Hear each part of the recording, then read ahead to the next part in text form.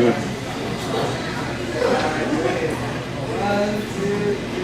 Yeah.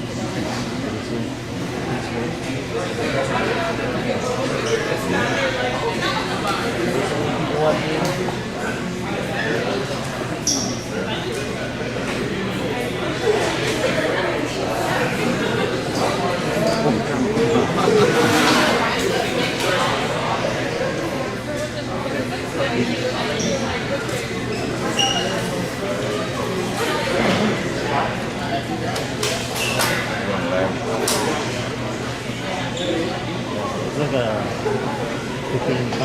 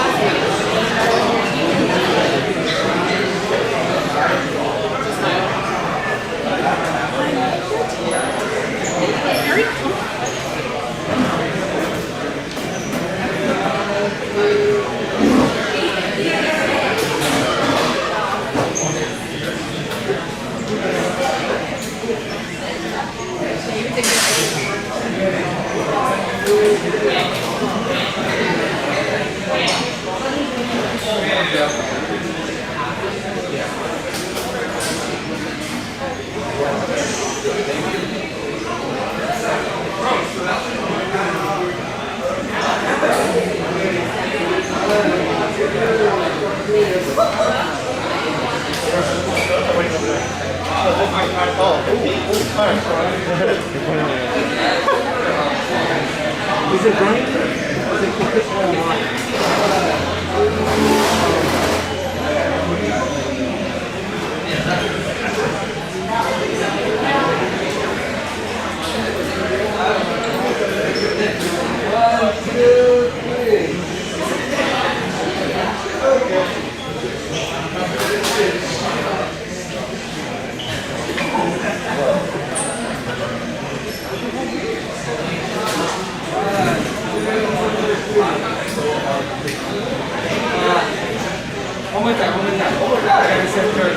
Oh, so I'll do back.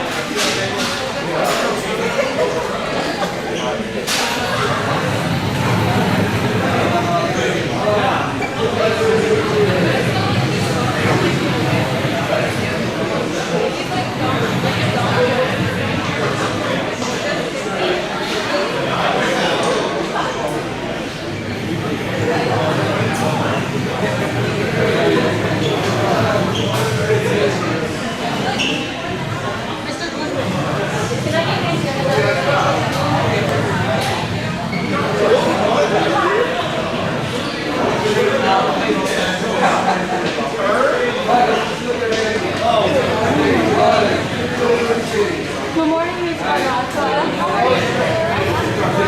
Okay, there we go.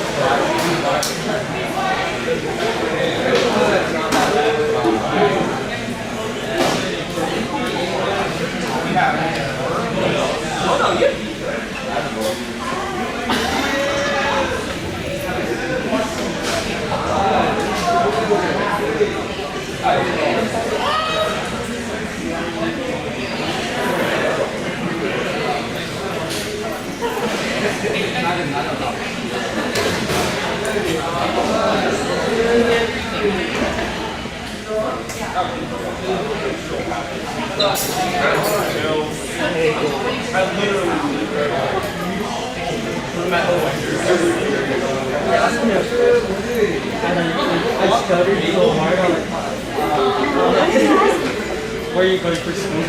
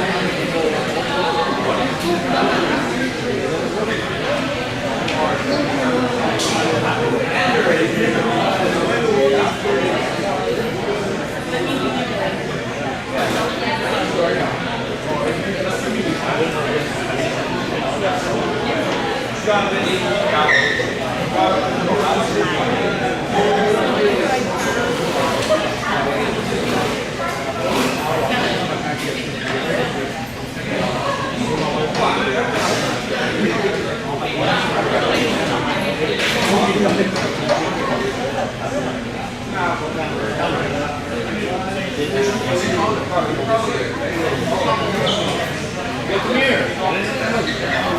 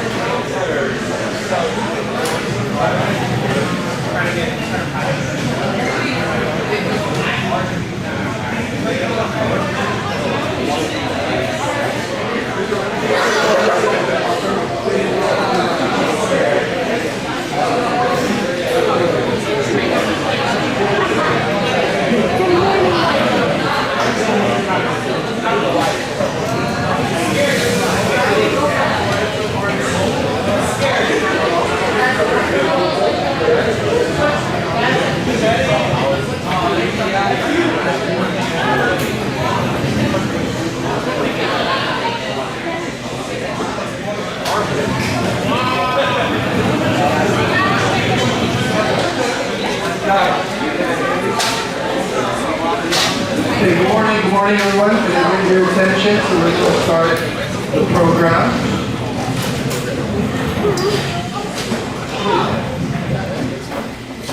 Okay, I want to formally again welcome Bishop Larry Silva for being here with us, and also Lisa Gomes with the Office of Youth and Young Adult Ministry.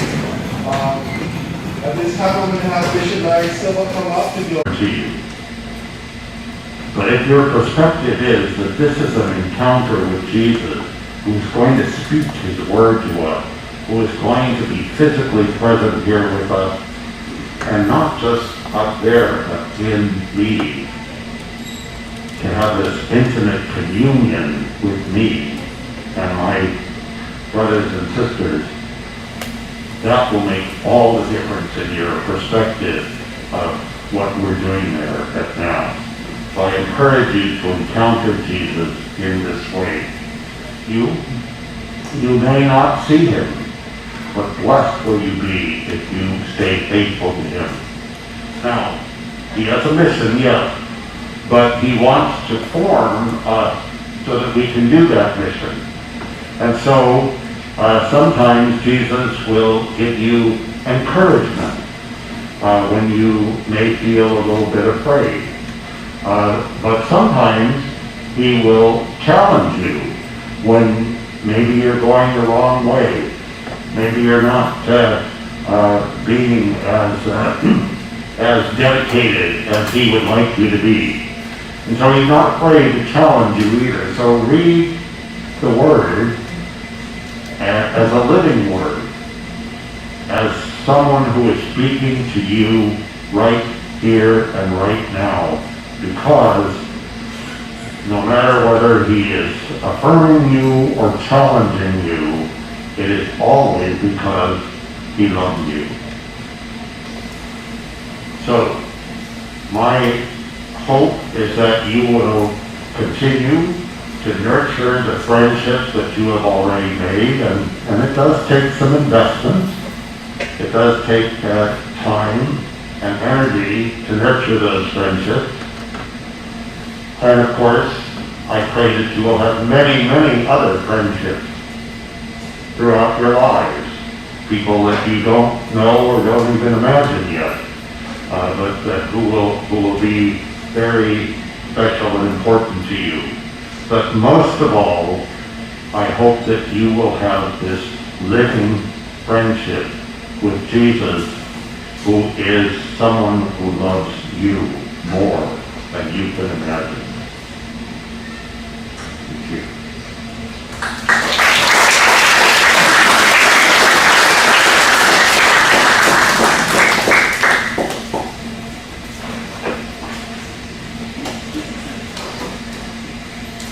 Thanks so much for submitting questions for Bishop. We'll try to answer a few of them, I think, in the time that we have. So, Bishop, the first question is, when did you hear the call to serve God? I thought about being a priest when I was about 7 years old. I think somebody early on gave me a Bible. And even though I could hardly read at that point, I read it and I listened to it. And it was really an encounter with the Lord. And it grew throughout the years, and I think, with its ups and downs, with my sometimes being faithful and sometimes not being so faithful, but I think that friendship with the Lord grew ever since I was a child. Bishop, speaking of when you were a child, can you tell us a little bit about yourself, where you were born, baptized? Okay. I was born in Honolulu, at the old St. Francis Hospital on Leadinga Street. And my family came from the Azores in Portugal in the 1870s to Hawaii. And so my family has been here in Hawaii since for about 150 years. So I was born here, but when my baptized at St. Anthony Church in Kailua, and when I was a year old, however, my parents decided to move to California. Of course, they had grown up here, and their parents had grown up here. So we moved to the Bay Area in California, and I went to school there. I went to St. John the Baptist School in San Lorenzo, California. And then I went to Bishop Bagels High School in Oakland. And then after that, after high school, I kind of continued this discernment for the priesthood. So I went to a college seminary in Mountain View, California. And then after that to St. Patrick's Seminary in Menlo Park, California for my theology studies. So then I was a priest for 30 years in Oakland, at various assignments, mostly in the inner city of Oakland, which I enjoyed very much. At one point, the bishop sent me to Mexico for a couple of summers to learn Spanish, because, as you know, there's lots of Spanish-speaking people in California, and so I was able to minister to them in Spanish. And then in 2005, the Pope Benedict, who had just been elected a few weeks before, selected me to be the Bishop of Honolulu. So I'm very happy to be here, and so it's been almost 16 years, and very, very blessed years for me. Bishop, if you weren't a priest, what would you be? Well, I think, I have a compassionate heart, so I think I would be maybe a counselor, maybe a psychologist, maybe a teacher, maybe a social worker, some helping profession, I think would be what I would be. Yeah, could have had Bishop as your teacher. Bishop, how has the pandemic affected the church's ministry? Okay. Well, it's very difficult because, as I mentioned before, the Eucharist really is the center of our life, because it's this physical encounter with Jesus. But because of the pandemic restrictions, we couldn't gather for the celebration of the Eucharist. We had to do it online. And this happened not just here, but throughout the country, throughout the world. And that was very painful. That was a very difficult time. But we did encourage the pastors to still reach out to people, to do live streaming of their masses, even if there were only, 5 people in the church, to live stream it and let people know about it, to phone their parishioners, to email their parishioners, to send letters to them. They couldn't visit them because that was, everybody got to be isolated. But to in some way keep in touch with them so that they would know that even though the church buildings were closed, that the church was still alive, that the church was still active. So now, we're gradually getting people back, which is good. And God for that. We hope that when the pandemic is over soon, that we will be able to get more people back, and even more than we had before. So I think that it's affected us, of course, financially a little bit because of, as with everything, when the collection people aren't there, you don't take the collections, then there's a little more money. So we've had to lay off a few people in some of the parishes and cut down on some of the things that we do. So that has affected us as well. Bishop, did you pick up any new hobbies during the pandemic? Well, this is presuming that I have extra time during the pandemic, which I did not. Life went on with all the normal things that I have to deal with, except, even the liturgies. I was doing liturgies online, so I had to prepare for those, even though there weren't, tons of people there. I still had to prepare for them. And there were extra things too, like making decisions about how to run the parishes with less money, how to make some personnel decisions if you have to cut costs, how to keep in touch with people and continue preaching the gospel even though you don't have the venue of having mass. So I really didn't have time to develop too many hobbies during that time. But my hobbies, I like to hike, I like to walk and just enjoy nature. You can go hiking with Bishop. Bishop, as you know, not only have we been going through a pandemic, but there's also been some hate crimes. What are your thoughts on the rise of Asian American and Pacific Islander hate crimes specifically? Well, of course, any kind of hate crimes are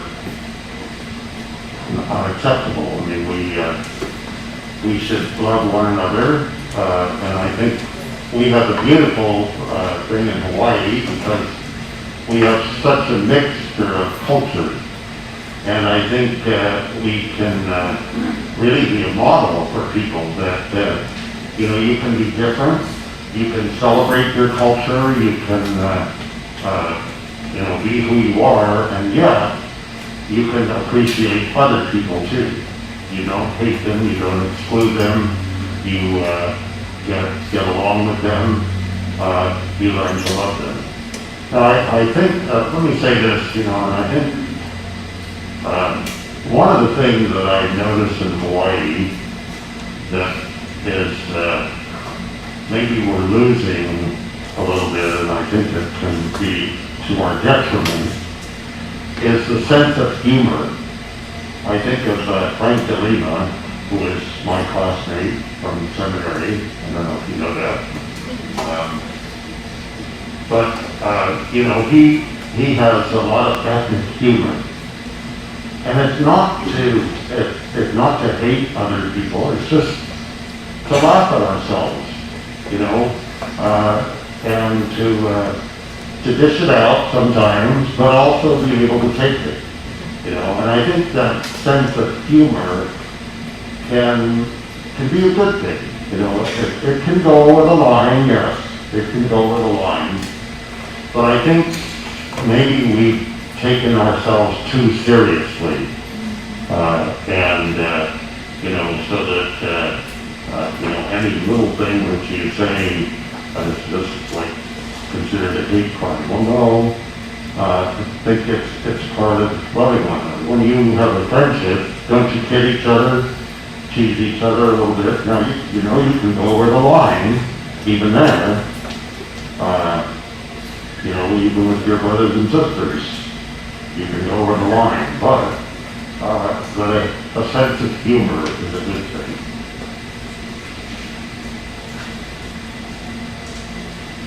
Bishop, how is abortion, a woman's right to her own reproductive system, and her right to choose versus murder. Could you please explain the church's view on this topic? Okay. First of all, none of us is independent totally. We are all interdependent. And so to say, I have a right over my body, there are limits to that, first of all. I mean, here you are with masks and shields, because somebody has said, you need to limit yourselves. Your body could spread a disease or receive a disease, and therefore you need to protect yourself. And you can say, well, no, as some people do, I'm not wearing a mask, I'm not wearing a shield, I don't care about social distancing. There's a social responsibility that we have. Now, a woman, of course, is unique in that she bears children. But that child is not the woman. The child is different. Once that child is conceived, it is a real human person whose person is different from the woman. So it is not her body that we're talking about. It's the body of a child that, yes, dwells in her and depends upon her, but it's not her body. It's the child's body, and that child has a right to life. And so, when a woman gets into a situation where, it's a difficult pregnancy, maybe, she's very young, in high school or whatever, she gets pregnant, we, don't encourage that, but of course, if it happens, we should support it. We should support that young woman, we should support that baby, we should take care of that situation, so that she's not alone, so that she really is a part of the community. So I think that is a very important distinction, that once you conceive a child, it's not your body, it's somebody else's body, and that person has a right to life.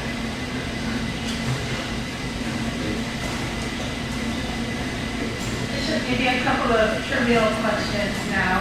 Do you like Spam? No. I don't eat it. Are you an early bird or a night owl? Yes. Do you have a favorite NFL or NBA team? No, I used to like the Oakland Raiders when I was in Oakland until they moved to LA and I got to trade their huge fan base, but have you ever met the Pope and what is he like? I actually had the privilege of meeting 3 popes. I met Pope John Paul II 30 years ago,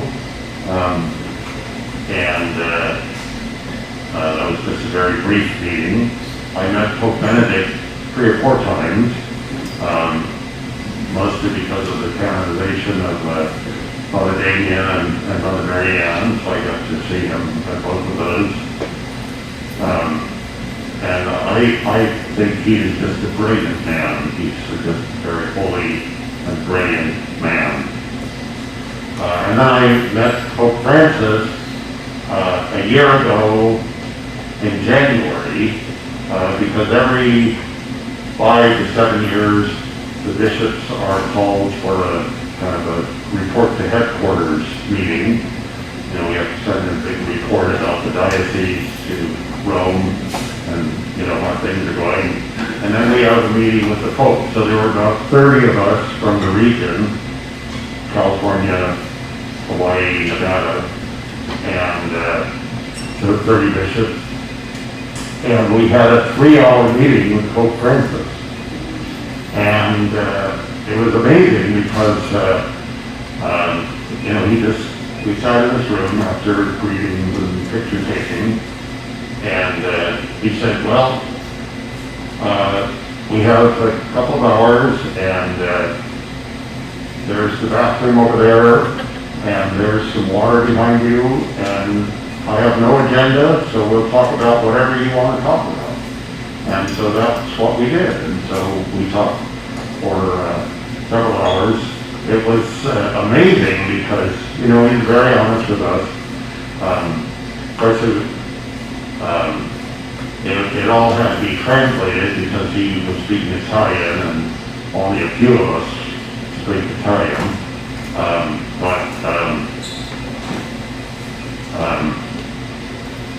The amazing thing was that after 2 hours, we were thinking, okay, this should be winding up, but it went for 3 hours. And, we were all exhausted. I had been there a week already, but some of the bishops had just gotten off the plane the night before, and, they were really jet lagged.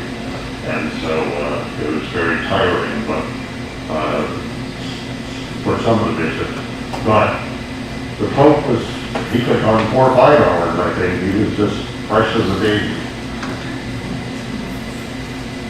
Okay, one more question, but I'm just going to make a plug really quick because in 2023, there's a World Youth Day, International World Youth Day, which is internationally the term youth is 18 and older, 18 to 39-year-olds. But I invite you, you're all going to be in that age category, so I invite you to go. It's going to be in Lisbon, and hopefully Pope Francis will still be our Pope, and you get to at least go to Mass with him. You can ask Mr. Iona about World Youth Days. He's been to one. Okay, one final question, Bishop, and where is it? If you could change one thing in this modern world, what would it be?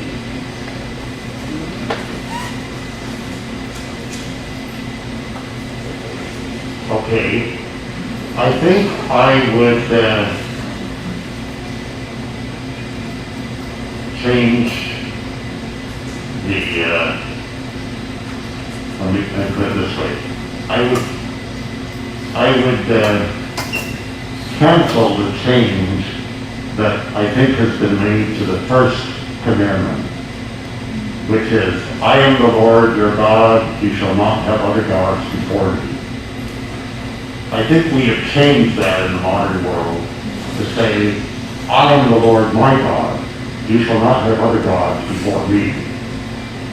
I think that there is a notion in our modern world that every one of us is our own God, that we define the truth, that we define when life shall begin and when life shall end, that we define ourselves, for ourselves, what is right and wrong. And I think there will be total chaos in the world if we continue along that trajectory.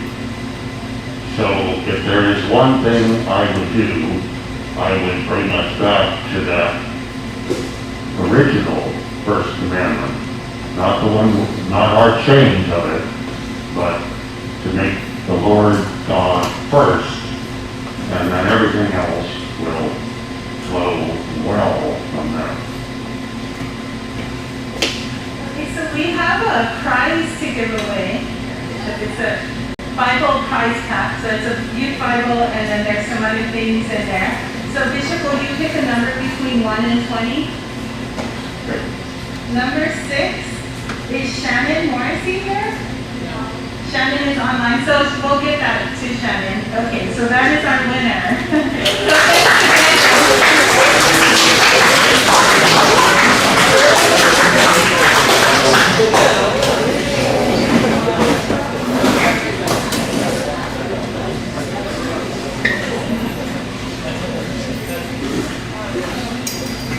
All right, good morning, class of 2021, and welcome back to school. And a special shout out to those of you joining us virtually. This is really exciting. This is exciting and strange all at the same time, because this is probably one of the biggest gatherings that we've had of your class together live in a long time. And this is a very special day because it marks the beginning of what's going to be your graduation period. And graduation is also referred to as commencement sometimes because rather than an ending, you're really starting on a new beginning. But I did want to give a special thanks out to the bishop for joining us this morning. Can we give him another round of applause?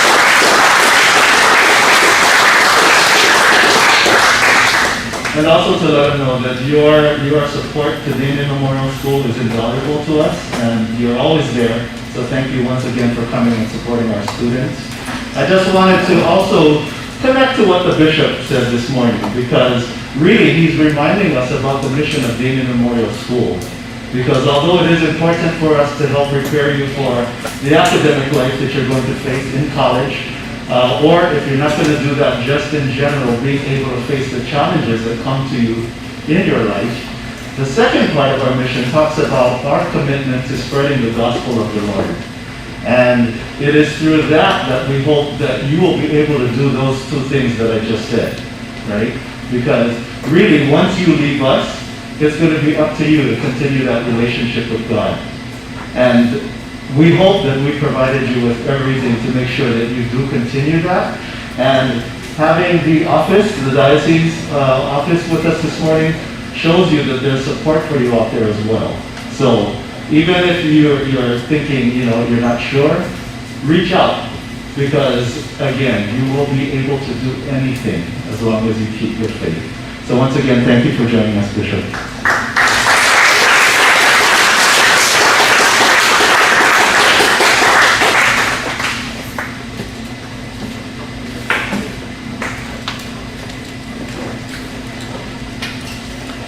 Okay, to close, our presidio is going to have Bishop Larry Silva come up and do a final blessing for the class of 2021. Thank you. Thank you. The Lord be with you. May the Lord bless you and keep you. May he let his face shine upon you and be gracious to you. May he look upon you with kindness and give you his peace. And may Almighty God bless you, the Father, and the Son, and the Holy Spirit. Congratulations to you all. Good to be with you.